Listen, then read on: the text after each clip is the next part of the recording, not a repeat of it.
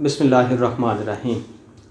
तो अब हम लोग पढ़ने वाले हैं कि हमारे पास जो टेस्टिंग है उससे हम लोग डिस्कस करते जा रहे हैं कि टेस्टिंग के दौरान हमारे पास क्या होता है कि हम चेक करते हैं कि हमारा जो प्रोग्राम है वो एल्गोरिदम है वो सही तौर पे काम कर रहा है या नहीं कर रहा।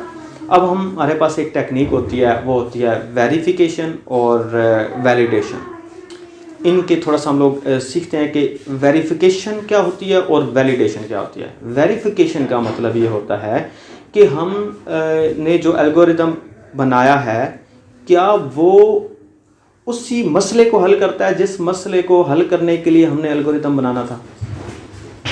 हम क्या चेक कर रहे हैं कि हमने प्लेन इंटरेस्ट निकालने के लिए एक एल्गोरिदम बनाना था, तो क्या वो वाकई प्लेन इंटरेस्ट ही निकालता है जो हमारा एल्गोरिदम था।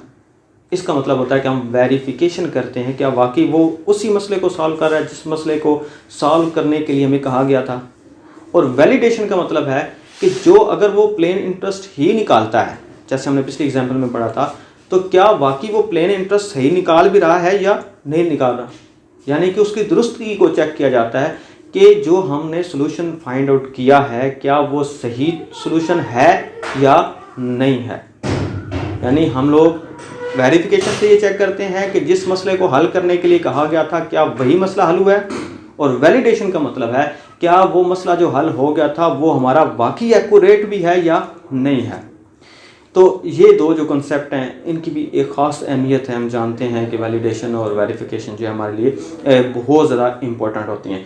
उसके बाद होता है कि हम लोग अपनी गलतियों की निशानदेही क्यों करते हैं।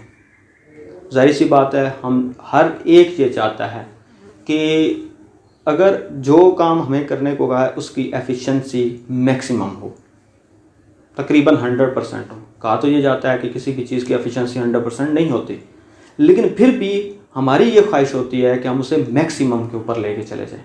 तो इसके लिए जो भी हमारी ये ख्वाहिश है कि हम गलतियाँ निकालें और उन गलतियों को दुरुस्त करें ताकि उसकी एफिशिएंसी जो सिस्टम की है वो बढ़ सके और हम लोग नुकसान से बच सकें।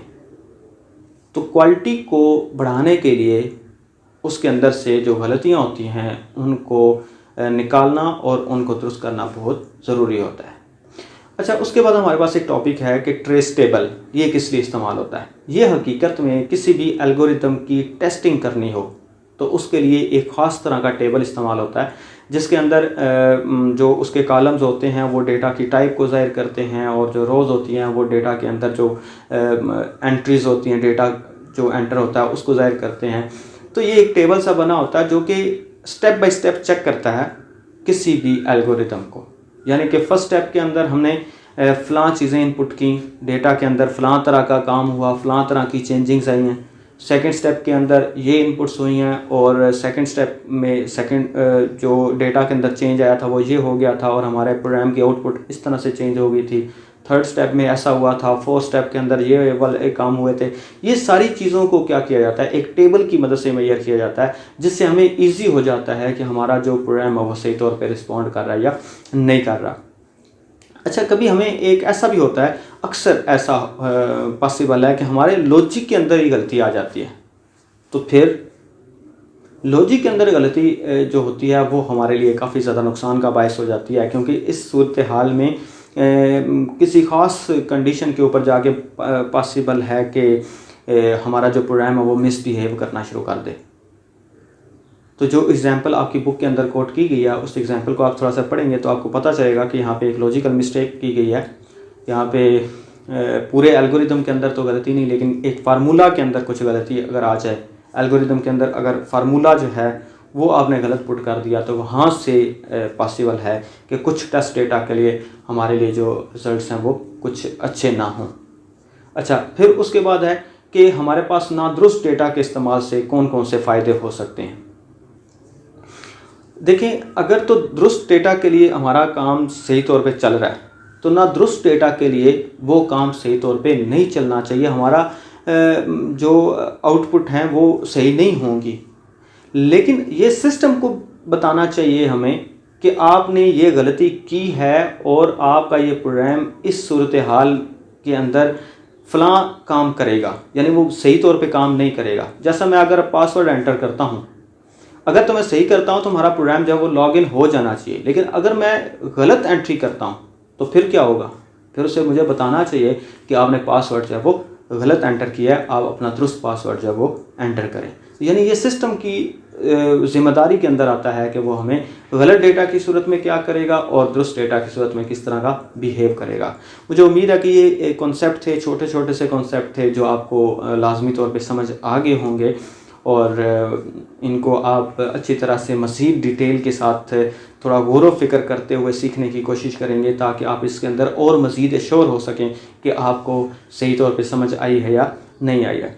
फिर भी अगर आप ये समझते हैं कि कहीं पे आपको कुछ प्रॉब्लम आती है तो आप क्या करें, आप मुझे कमेंट्स के अंदर बताएं कि ये वाली प्रॉब्लम है, वहाँ से हम इंशाल्लाह हम लोग डिस्कस करेंगे। अगर प्रॉब्लम सबके लिए हो या प्रॉब्लम बड़ी हो तो हम कोई किसी एक नई वीडियो के ज़रिए से भी उसे डिस्कस कर लेंगे।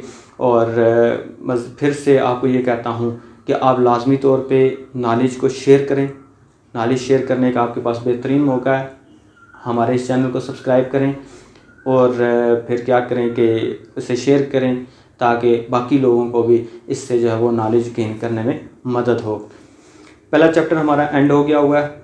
मेरी ये ख्वाहिश थी कि आपको मैं बहुत डिटेल के साथ और बड़े बेहतरीन तरीके के साथ हर एक चीज़ जो वो एक्सप्लेन करके बताऊं, और अल्हम्दुलिल्लाह हम इसके अंदर काफ़ी ज़्यादा जो है वो सक्सेसफुल रहे, क्योंकि आपके कमेंट्स और आपका जो इसमें हमारा जो रिस्पांस था वो बहुत अच्छा था। आप सबका बहुत शुक्रिया कि फ़र्स्ट चैप्टर लोगों ने कंप्लीट किया और बड़े अच्छे अंदाज से कंप्लीट किया।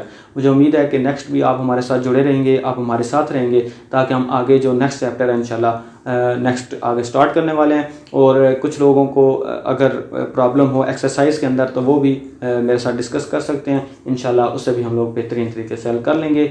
लेकिन इंशाल्लाह नेक्स्ट चैप्टर के साथ आपको मिलते हैं अगली वीडियो में। तब तक के लिए अल्लाह हाफिज़।